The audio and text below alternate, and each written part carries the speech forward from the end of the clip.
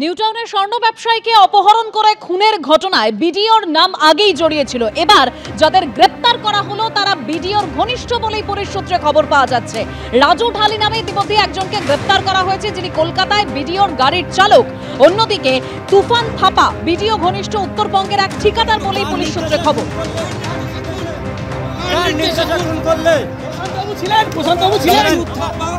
এবং তুফান দুজনকে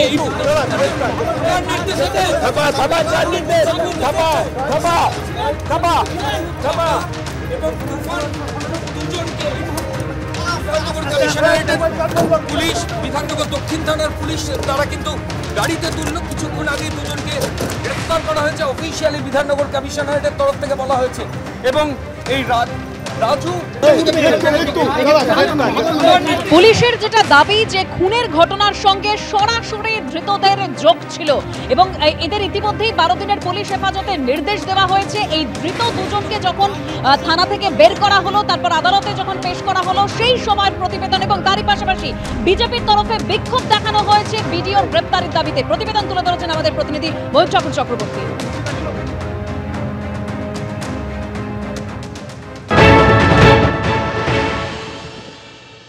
খুনের ঘটনায় দুজন অভিযুক্তকে বিধাননগর দক্ষিণ থানার পুলিশ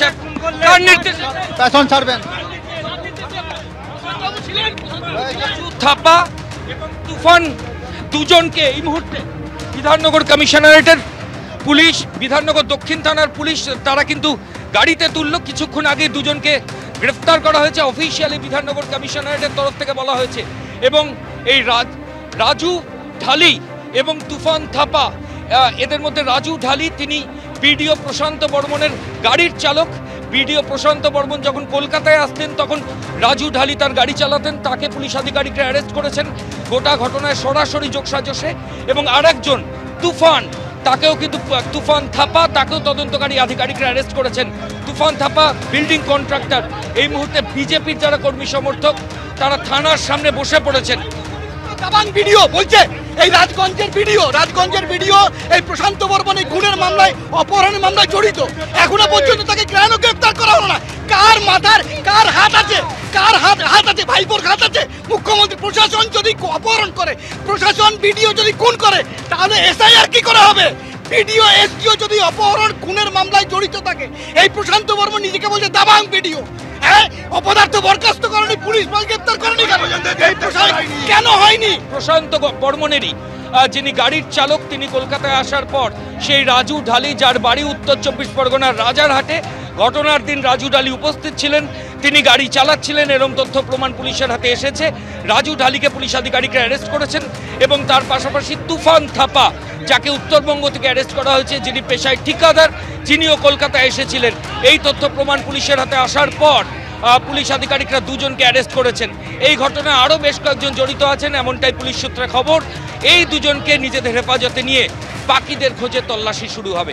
ক্যামেরা পার্থপ্রতিম রায়ের সঙ্গে ময়ূর ঠাকুর চক্রবর্তী, এবিপি আনন্দ, কলকাতা। খুনের ঘটনায় নাম জড়িয়েছে যে বিডিও অর্থাৎ প্রশান্ত বর্মন, তিনি তার বিরুদ্ধে ওঠা সমস্ত অভিযোগ অস্বীকার করেছেন এবং তিনি দাবি করেছেন যে নিহত স্বর্ণ ব্যবসায়ীকে তিনি চেনেন না। শুনুন।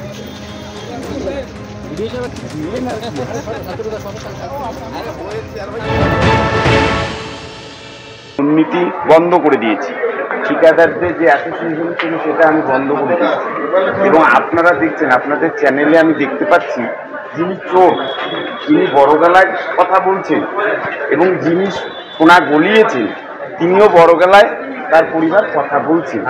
একটা এফআইআর করেছেন, মনে হচ্ছে প্রশান্ত বর্মন ভিডিও। এটার থেকে বোঝা যাচ্ছে যে এখানে চক্রান্তকারী ষড়যন্ত্র আছে। প্রশান্ত বর্মনকে কালিমালিপ্ত করবার চেষ্টা করছে।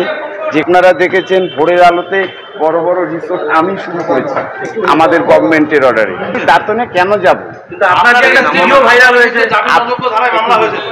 জামিন অযোগ্য ধারায় মামলা হয়েছে, সবই তো ষড়যন্ত্র, সবেও তো ষড়যন্ত্র আছে। কোথায় প্লেনের টিকিট পাওয়া গেছে, কি আছে, সবই এখন সমস্ত কিছুই মিথ্যা। আমি বলে দিচ্ছি, সমস্ত কিছুই মিথ্যা, ষড়যন্ত্র। সোনা চুরি হয়নি, আমার কোনো বাড়ি নেই এবং আমি সেই স্বর্ণ ব্যবসায়ীকেও চিনি না, চোরকেও চিনি না। কিভাবে দাবাং থেকে মাটিতে শোয়ানো যায় সেটাই একটা চক্রান্তকারীরা চক্রান্ত করে যাচ্ছে।